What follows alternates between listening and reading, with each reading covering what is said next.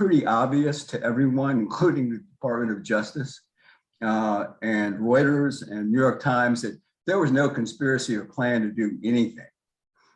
There was a group of people who are not associated with any of the groups like Proud Boys or Oath Keepers who were near the Capitol, around the Capitol when it was breached, but it was breached by people who were very upset about something, Trump normies. But this was not a coordinated effort to do anything, insofar as we know, by way of stopping the certification of the Harris-Biden vote. There's just nothing there. And I do give the Justice Department, there are 700 people who have been charged with criminal offenses. I do give them a lot of leeway to investigate this in some time, and they're still arresting people and charging people for the first time even this week. But there's comes a certain point where you have to say to yourself that while people might have had different agendas at the last minute about what they could do going up Capitol Hill, there was no plan, there was no conspiracy. And at best, there was sort of a let's throw things up against the wall, maybe on the part of the White House, and see what happened.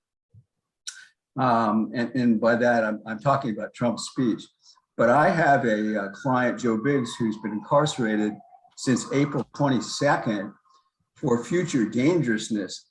And future dangerousness presupposes that you will do something like this again.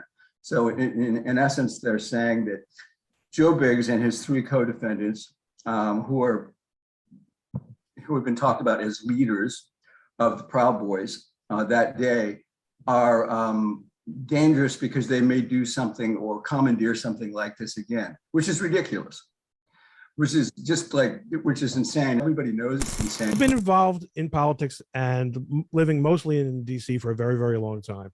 Yeah. Wouldn't you agree that a non-political or even a less political, truthful reckoning cannot happen in the foreseeable future?